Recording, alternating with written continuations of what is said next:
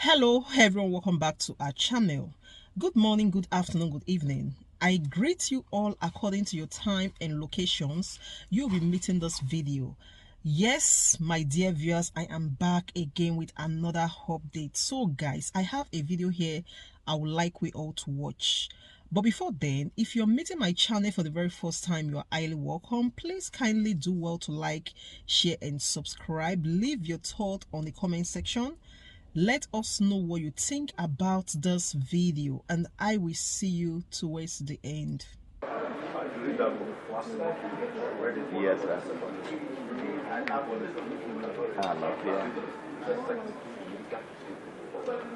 Okay. Okay.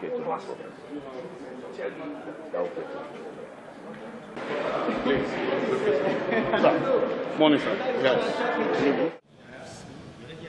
Well, we were here on Wednesday.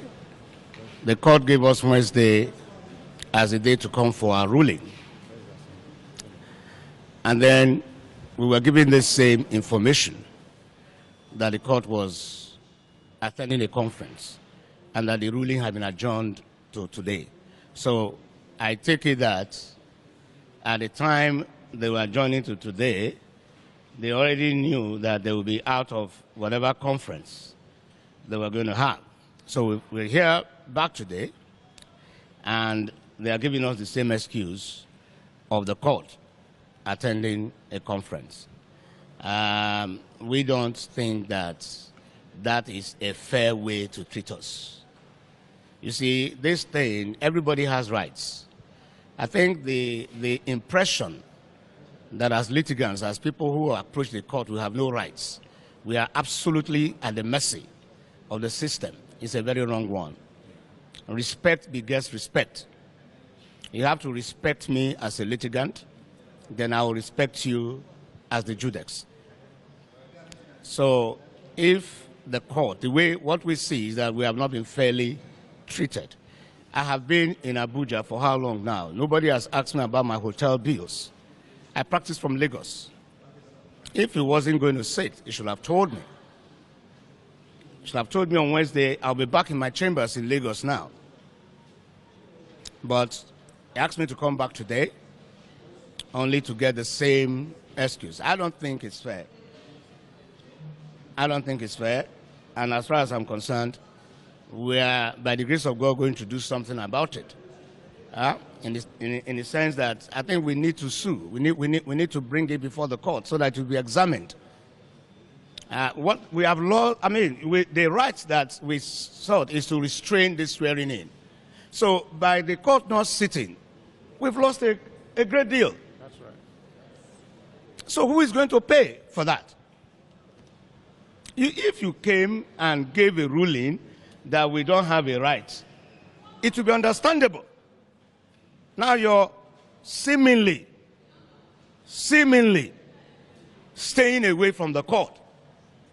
Makes me understand that we have a right, but for one reason or the other, you cannot find the courage to declare that right.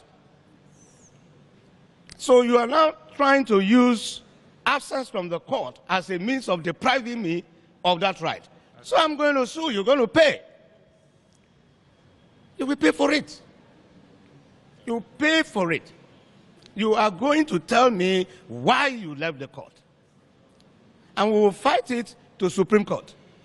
And maybe we will establish as a precedent that Nigerians ought not to be treated in this fashion. That's right. With all due respect to the learned judex, for whom I have the greatest respect. But like I said, this ruling, it will not take 2 minutes. That's right. It will not take 2 minutes to deliver the ruling and then get back to any conference that is attending.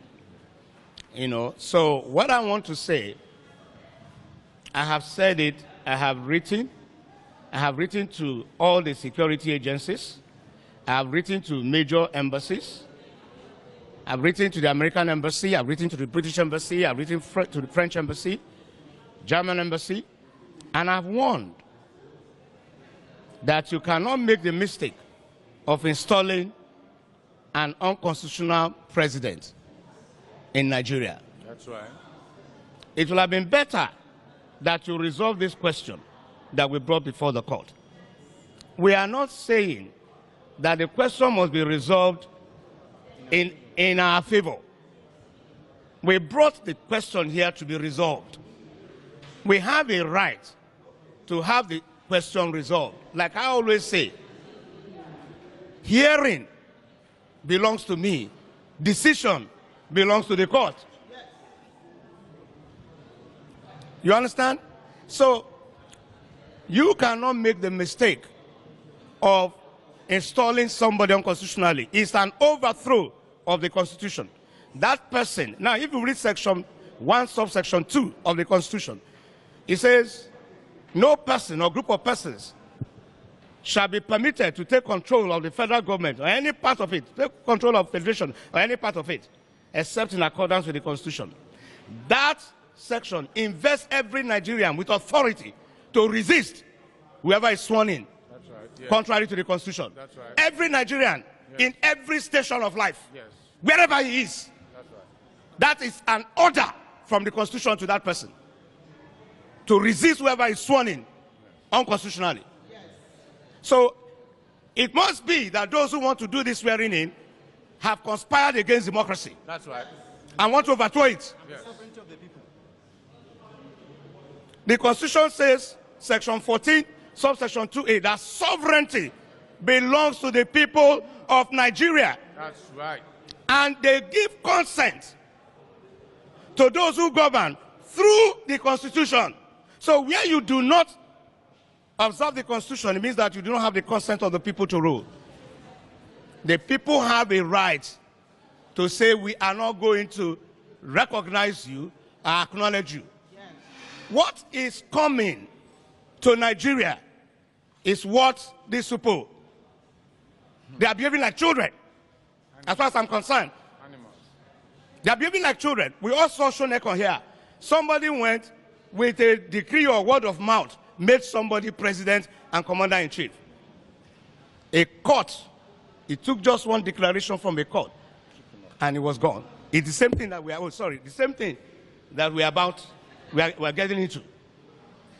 Any court in Nigeria is invested with the authority to interpret the Constitution and can say that the person who calls himself president was not duly elected and therefore cannot answer that title and cannot give any instructions that should be obeyed.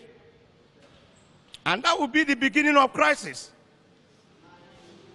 We have warned against this. I don't know what is making them behave, think that it's a joke. I don't know how you will take 200 million Nigerians as a joke. You know, it's not going to happen. The Constitution says you go and have a second election, but you feel too big.